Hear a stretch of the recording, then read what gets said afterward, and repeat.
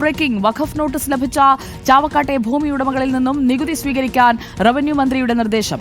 ഭൂമി പോക്കുവരവ് ചെയ്യാനും സൗകര്യമൊരുക്കും. നോട്ടീസ് കിട്ടിയ 37 കുടുംബങ്ങളിൽ 7 പേരാണ് താലൂക്ക് അദാലത്തിൽ പരാതി നൽകിയത്. ടി വി പ്രസാദ് നമുക്കൊപ്പം ചേരുന്നു.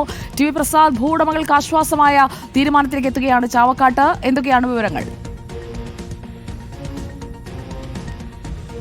സുജയ, നമുക്കറിയാവുന്നതുപോലെ മുനമ്പത്തിന് പിന്നാലെ മറ്റു ചില ഇടങ്ങളിലും, അത് ചാവക്കാട്ടും വയനാട്ടിലും അടക്കം വഖഫ് നോട്ടീസ് നൽകിയിരുന്നു. ഈ നോട്ടീസിനെ തുടർന്ന് വലിയ ആശങ്കയാണ് ആ ഭൂവുടമകളിൽ ഉണ്ടായത്. അതായത് അതുപ്രകാരം പിന്നീട് കരമൊടുക്കാനോ അതുപോലെ തന്നെ പോക്കുവരവ് ചെയ്യാനോ ലാൻഡിൽ മറ്റ് ഒരു അധികാരവും ഇല്ലാത്ത രീതിയിലേക്കാണ് ആ നോട്ടീസ് അവരെ കൊണ്ടുചെന്നെത്തിച്ചത്. വലിയ പരിഭ്രാന്തിയിലായിരുന്നു ആ കുടുംബങ്ങളെല്ലാം. അതിൻ്റെ കൂടി ഭാഗമായിട്ടാണ് മുനമ്പത്ത് ഇപ്പോഴും സമരം തുടരുന്നത്. ആ ആശങ്ക എല്ലാവർക്കും ഉണ്ടായിരുന്നു. അങ്ങനെ മുനമ്പത്തിന് നോട്ടീസ് കൊടുത്തതിന് പിന്നാലെയാണ് ചാവക്കാട്ടും 37 കുടുംബങ്ങൾക്ക് വഖഫ് നോട്ടീസ് നൽകിയത്.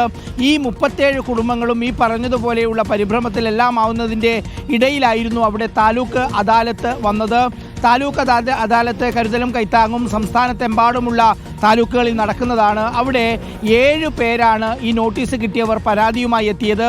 ഈ 7 പേരും റവന്യൂ മന്ത്രിയോട് തങ്ങളുടെ ആശങ്കകൾ വിശദീകരിച്ചു. അതിലൂടെയാണ് റവന്യൂ മന്ത്രി കെ രാജൻ ഇത് സംബന്ധിച്ചുള്ള തീരുമാനമെടുത്തത്. അതായത് ചാവക്കാട്ടെ 37 പേർക്കും നികുതി അടക്കുന്നതിന് ഒരു തടസ്സവും ഉണ്ടാവില്ല, ഒപ്പം പോക്കുവരവ് ചെയ്യാനുള്ള അനുമതിയും ഉണ്ടാകുമെന്ന് മന്ത്രി പ്രഖ്യാപിക്കുകയായിരുന്നു. ഇനിയിപ്പോൾ അതിൻ്റെ ഉത്തരവായി പേപ്പറായി ഇറങ്ങണം എന്നുള്ളതാണ് ചാവക്കാട് താലൂക്ക് ഓഫീസിലെ തഹസിൽദാർമാരോട് സംസാരിച്ചപ്പോൾ മനസ്സിലാകുന്നത്.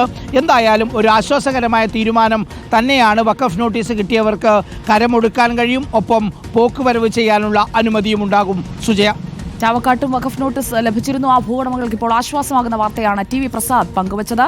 അന്തരിച്ച മുൻ പ്രധാനമന്ത്രി ഡോക്ടർ മൻമോഹൻ സിംഗിന് അന്ത്യാഞ്ജലി അർപ്പിച്ച രാജ്യം.